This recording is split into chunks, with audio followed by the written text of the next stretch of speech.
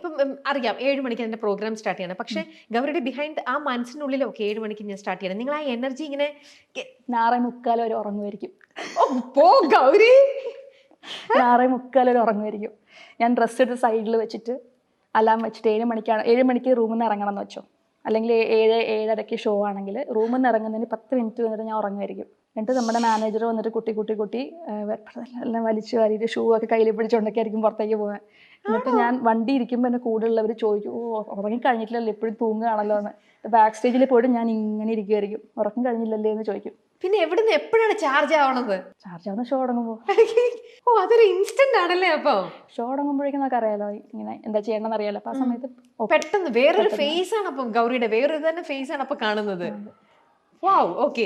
അപ്പൊ ഈ ഇങ്ങനെ പഠിച്ചു വന്ന പാട്ടുകൾ, ക്ലാസിക്കൽ ആയിട്ടുള്ള മ്യൂസിക്, ഹിന്ദുസ്ഥാനി, ഇങ്ങനെ ട്രഡീഷണൽ ആയിട്ടുള്ള എല്ലാ പാട്ടിന്റെയും ആ ഒറിജിനൽ ഫോം എല്ലാം പഠിച്ചു വന്ന് നിൽക്കുന്ന ഗൗരി എപ്പോഴാണ് പിന്നെ റാപ്പ് മ്യൂസിക്കിലും തനിക്കൊരു സ്പേസ് ഉണ്ട്, എന്നാൽ ഞാൻ ഇതിൽ കുറച്ച് ട്രൈ ചെയ്യാം അന്നുള്ളൊരു തോന്നലൊക്കെ പിന്നീട് അങ്ങനെയൊന്നും തോന്നിയിട്ടില്ല. അത് റാപ്പാന്ന് പോലും വിചാരിച്ച് ഞാൻ ചെയ്യുന്നൊന്നുമല്ല. നമ്മൾ ഒരു പാട്ടും അങ്ങനെ ഇന്ന സ്റ്റൈലിൽ ചെയ്തേക്കാം എന്ന് പറഞ്ഞ് ഒരു പാട്ടും ചെയ്യാറില്ല. ചെയ്ത് വരുമ്പോൾ അതെന്തോ ആവുന്നതാണ്. ഇപ്പൊ ഞാൻ മാത്രമല്ല കോൺട്രിബ്യൂട്ട് ചെയ്യുന്നത്. പ്രൊഡക്റ്റ് ഗണേഷിലെ whoever is working on the song, Ganesh മാത്രമല്ല വേറെ പ്രോഗ്രാമേഴ്സും വർക്ക് ചെയ്യാറുണ്ട്. വർക്ക് ചെയ്യുന്ന ആളുകളും ഞാനും ബാക്കി ആരൊക്കെയാണോ എല്ലാവരും കൂടെ വരുമ്പോഴേക്കും അത് ഏതൊരു ജോണറായിട്ട് മാറുന്നതാണ്. അല്ലാണ്ട് ഞാൻ എന്തെങ്കിൽ പിന്നെ ഞാൻ ഇനി കുറച്ച് റാപ്പ് ചെയ്യാം എന്ന് വേറെ ഒന്നും ചെയ്തിട്ടില്ല, ഇതുവരെ ചെയ്തിട്ടില്ല. ചെയ്ത് വരുമ്പം ഇപ്പൊ ചിലപ്പോൾ ഈ പറഞ്ഞ ചിലപ്പോൾ ട്യൂണായിരിക്കും ആദ്യം വരിക. അപ്പം ട്യൂണും ചിലപ്പോൾ ലിറിക്സ് ചെയ്ത് വരുമ്പോൾ ചിലപ്പം ഒരു പെർട്ടിക്കുലർ ജോണറിലേക്ക് അത് മാറും. അല്ലെങ്കിൽ ടോപ്പിക്ക് ചിലപ്പോൾ വരുമ്പോൾ പെർട്ടിക്കുലർ ജോണറിലേക്ക് മാറും. അങ്ങനെ പോകുന്നതാണ്. അല്ലാണ്ട് ഇതുവരെ അങ്ങനെ പ്ലാൻ ചെയ്ത് ഒന്നും ചെയ്തിട്ടില്ല. ആണല്ലേ? പ്ലാൻ ചെയ്തിട്ടല്ല ഒന്നും ചെയ്തിട്ടില്ല. പ്ലാൻ ചെയ്തിട്ട്. അപ്പൊ മുറിവാണെങ്കിലോ? ഒരു പ്ലാനും ഇല്ല അതിലും. അപ്പൊ ഈ മുറിവിനകത്ത് ശരിക്കും ആക്ച്വലി ആ പാട്ടിനകത്തൂടെ പറയുന്നതും അതൊക്കെ ഗൗരിയുടെ തന്നെ ലൈഫിലത്തെ ഗൗരിയുടെ മാത്രമല്ല, ഇപ്പൊ എല്ലാവരും ഫേസ് ചെയ്യുന്ന കാര്യങ്ങൾ തന്നെയാണ്. മുറിവ് ആക്ച്വലി ടോപ്പിക്കാണ് ഫസ്റ്റ് പ്ലാൻ ചെയ്തത്. ടോപ്പിക്ക് പ്ലാൻ ചെയ്തിട്ട് ടോപ്പിക്കിൽ നിന്ന് ഇങ്ങോട്ട് വന്നതാണ്. ടോപ്പിക്കിൽ നിന്ന് കുറച്ച് ലിറിക്സ് ചുമ്മാ റഫായിട്ട് എഴുതി നോക്കി. പിന്നെ എഴുതി നോക്കിയപ്പോൾ എനിക്ക് തോന്നി ഇതിന് ട്യൂൺ കൊടുക്കേണ്ട ആവശ്യമില്ല, ഇത് ഇങ്ങനെ വിട്ടാൽ പോരെ. അല്ലാണ്ട് റാപ്പ് അങ്ങനെ അല്ല ആലോചിച്ച, ട്യൂൺ വേണ്ട, ഇതിന് ട്യൂൺ ആവശ്യമുണ്ടെന്ന് തോന്നുന്നില്ല. അങ്ങനെ അത് വിട്ടതാണ്. അങ്ങനെ റോ ആയിട്ട് തന്നെ ഇരിക്കട്ടെ, അങ്ങനെ ഭയങ്കര ഒരു കാവ്യാത്മകമാക്കിയിട്ട് നമുക്ക് പോളിഷ് ചെയ്ത് ഇറക്കണ്ട, അതിന്റെ രീതിക്ക് തന്നെ റോ ആയിട്ട് പോട്ടെ എന്ന് തോന്നിയിട്ട് അങ്ങനെ ചെയ്തതാണ്. അല്ലാതെ അങ്ങനെ ഈ പറഞ്ഞത് പ്ലാനിങ്ങിൽ ഇതൊന്നും ചെയ്തിട്ടില്ല. ആണല്ലേ? ഓക്കെ. മുറിവ് ഇറങ്ങി കഴിഞ്ഞ സമയത്തും ഒരുപാട് ട്രോളുകളും കാര്യങ്ങളും എല്ലാം വന്നിരുന്നു, അതിലെ ലിറിക്സും കാര്യങ്ങളും എല്ലാം പറഞ്ഞിട്ട്. അതിനെയും വളരെ കൂളായിട്ട് തന്നെയായിരിക്കും ഗൗരി ഹാൻഡ്. മുറിവ് എക്സ്പെക്ട് ചെയ്യാത്ത ഒരു, ഞാൻ പറയണേ കുറച്ച് ട്രിഗേർഡ് ആവുമെന്ന് എനിക്ക് തോന്നിയായിരുന്നു ചെയ്യണ സമയത്ത്. വീഡിയോ ഒക്കെ ഷൂട്ട് ചെയ്യണ സമയത്ത് ചെറിയ കുറച്ച് ട്രിഗർ ആവുമായിരിക്കും എന്ന്. അത് വളരെ കാഷ്വലായിട്ട് കോൺവെർസേഷൻ നമ്മുടെ ഇടയ്ക്ക് ഉണ്ടായതല്ലാണ്ട് ലാർജ് സ്കെയിൽ ട്രിഗറിനെ കുറിച്ച് നമ്മൾ ആലോചിച്ചിട്ടില്ല. പാട്ടിറങ്ങി 1.5 വർഷം കഴിഞ്ഞിട്ടാണ് ഭയങ്കരമായിട്ട് ബ്ലോ അപ്പ് ആവുന്നത്. അപ്പോഴാണ് ഫുൾ ഈ പറഞ്ഞ പോലെ ഫുൾ അറ്റാക്കും കാര്യങ്ങളൊക്കെ നടക്കുന്ന ആ സമയത്താണ്. അപ്പം എക്സ്പെക്റ്റഡ് അല്ലാത്ത ഒരു ബ്ലോ ആയിരുന്നു. അപ്പൊ ആ ബ്ലോ ഒന്ന് മനസ്സിലാക്കാൻ വേണ്ടിയിട്ട് ഒന്ന് നിന്നിട്ട് സെക്കൻഡ് ഇങ്ങനെ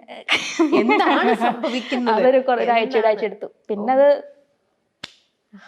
ഇപ്പൊ കണ്ടില്ലെങ്കിലും ബുദ്ധിമുട്ടാണ്. പക്ഷെ അന്നത്തെ ആ സിറ്റുവേഷനൊക്കെ അപ്പൊ ഗൗരി എങ്ങനെ ഹാൻഡിൽ ചെയ്തത്? ഞാൻ ഇൻസ്റ്റാഗ്രാമിൽ കയറിയില്ല, ഫോണൊക്കെ മാറ്റി വെച്ചു. ഓക്കെ.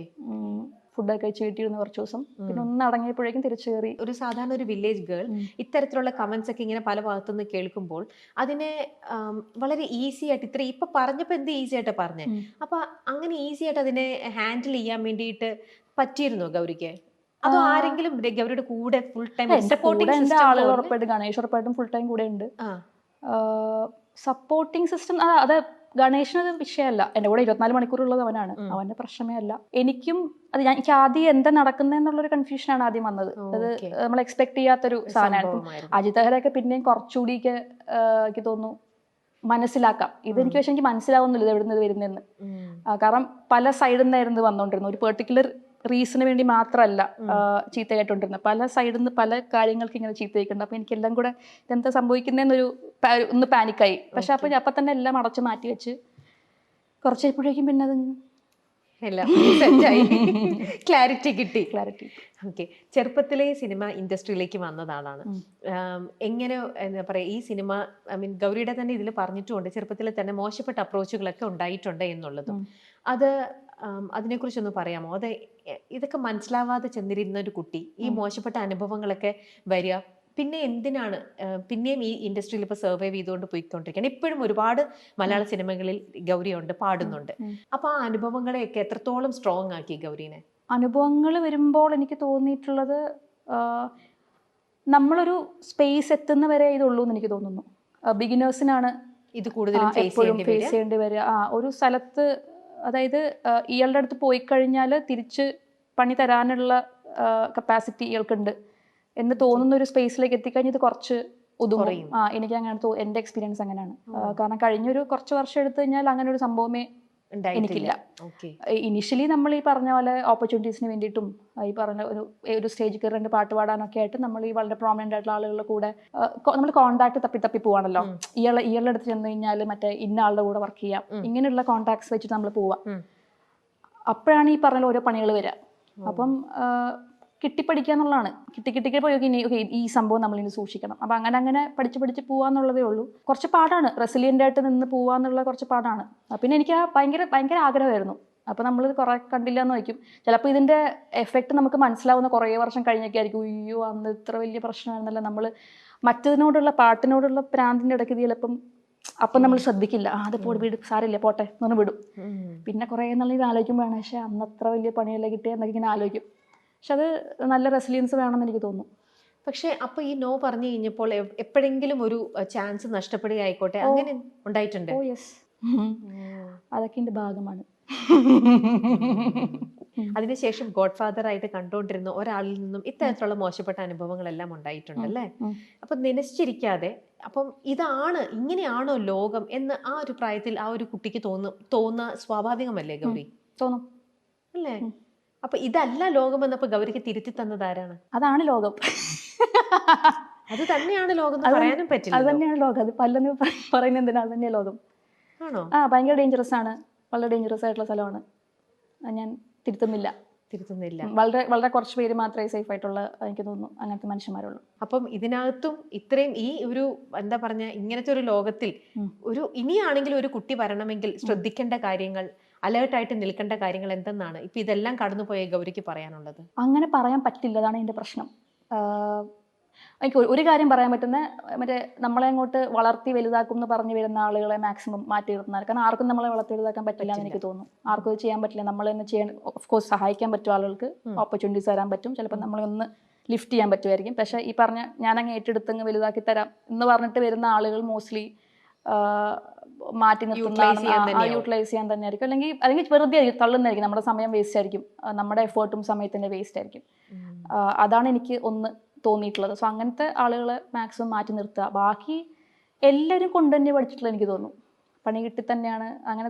ഇങ്ങനെ ഭയങ്കര ഒരു റൂൾ ബുക്ക് വെച്ചിട്ട് പോകാൻ പറ്റുന്ന ഒരു സാധനമല്ലല്ലോ അത്. ഒരു പോക്കങ്ങ് പോകുന്ന വഴിക്ക് നോക്കി ഇങ്ങനെ പോവുക, ആ ഒരു രീതിയാണെന്ന് എനിക്ക് തോന്നുന്നു. എനിക്ക് പേഴ്സണലി അങ്ങനെ എനിക്കും എൻ്റെ ചുറ്റുള്ള ആളുകളോടൊക്കെ ചോദിക്കുമ്പോഴും എല്ലാം നമ്മൾ അങ്ങോട്ടും ഇങ്ങോട്ടും സംസാരിക്കുമ്പോഴൊക്കെ ഇതൊക്കെ തന്നെയാണ് ഒരു രീതി.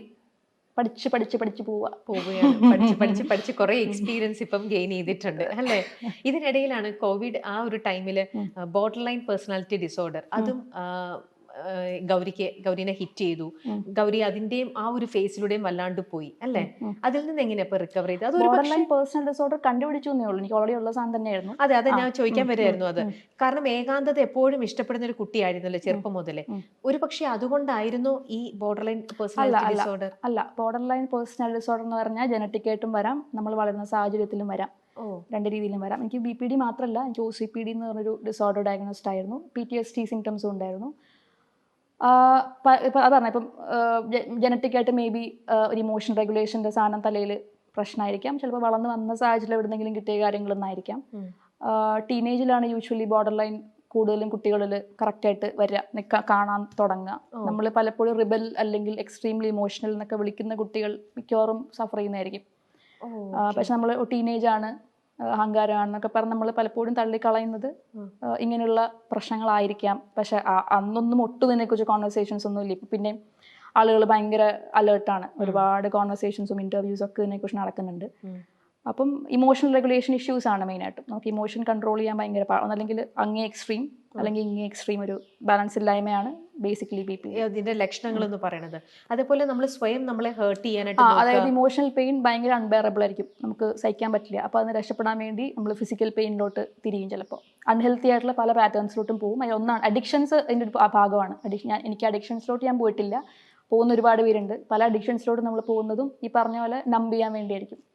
ഹാൻഡിൽ ചെയ്യാൻ പറ്റാത്തത് കൊണ്ടൊക്കെ ചിലപ്പോൾ അഡിക്ഷൻസിലേക്ക് പോകുന്ന ആളുകളുണ്ട്. അപ്പൊ ഇതൊക്കെ എങ്ങനെയാ, ഇപ്പം ഗൗരിയുടെ തന്നെ ആണെങ്കിലും അത് എങ്ങനെയാ കണ്ടെത്തിയതും പിന്നെ ഒരു കൺസൾട്ട് ചെയ്ത് എങ്ങനെയാ അത് മാറ്റിയത്? അല്ല, എനിക്ക് കല്യാണം കഴിഞ്ഞ് ഗണേശാണ് ഫസ്റ്റ് എൻ്റെ തെറാപ്പിസ്റ്റിൻ്റെ അടുത്ത് കൊണ്ടുപോകുന്നത്. അപ്പം അന്ന് ഡിപ്രഷനായിരുന്നു ഫസ്റ്റ് ഡയഗ്നോസ്ഡ് ആയത്. അതിനുശേഷം കോവിഡ് സമയത്താണ് വേറൊരു ഡോക്ടറിൻ്റെ അടുത്ത് ഈ പറഞ്ഞ നമ്മൾ സംസാരിച്ചപ്പോഴാണ് പറഞ്ഞത് ഇത് ബോർഡർ ലൈൻ ഉള്ള ആളാണ്, ബോർഡർ ലൈൻ പേഴ്സണൽ BPD ആണ് സാധനം, OCPD സിംറ്റംസും ഉണ്ട്. അപ്പം ഇതാണ്. പിന്നെ അതെങ്കിലും തെറപ്പിയും കാര്യങ്ങളൊക്കെ വന്ന് കോപ്പിംഗ് മെക്കാനിസംസും കാര്യങ്ങളൊക്കെ ആയിട്ട് ഇപ്പം വെരി മച്ച് അണ്ടർ കൺട്രോൾ. അപ്പൊ ഇങ്ങനെ ഈ ഒരു ഡിസോർഡർ ഉള്ള കുട്ടികൾ എപ്പോഴും ഷാർപ്പായിട്ടുള്ള ഒബ്ജക്റ്റ് അവരുടെ കൂടെ കൊണ്ടേ നടക്കും. ഷാർപ്പ് മാത്രമാണ്, ചിലപ്പം പൊള്ളുന്ന സാധനങ്ങളായിരിക്കാം, തീപ്പെട്ടിയായിരിക്കും, ചിലപ്പോൾ ചിലപ്പം പോയിട്ട് സ്വയം എവിടെയെങ്കിലും ഇടിക്കുന്നതായിരിക്കാം, പല രീതിയിൽ വേദന ഉണ്ടാക്കുക. കാരണം അവർക്ക് മറ്റൊന്ന് രക്ഷപ്പെടാൻ വേണ്ടിയിട്ടുള്ളൊരു രീതി നോക്കുക എന്നുള്ളതാണ്. അതിൽ നിന്നുള്ള എസ്കേപ്പിസം ആയിട്ടാണോ അവർ ഇതിനെ കാണുന്നത്? മറ്റേ വേദന, ഈ വേദന വരുമ്പോൾ ആ വേദനയിൽ നിന്ന് വിട്ടുപോകും. അപ്പോൾ ആ വേദന അത്രയും സ്ട്രോങ് ആയിരിക്കും, ഇമോഷണൽ പെയിൻ അത്രയും സ്ട്രോങ് ആയതുകൊണ്ട് അതൊന്ന് റിലീസ് കിട്ടാൻ വേണ്ടി ഫിസിക്കൽ പെയിനിലേക്ക്. പക്ഷെ അത് പലപ്പോഴും അറ്റൻഷന് വേണ്ടി ചെയ്യാന്നൊക്കെ പറയും. പക്ഷെ ഇവർ ചെയ്യുന്നത് ആക്ച്വലി ആരും അറിയില്ല.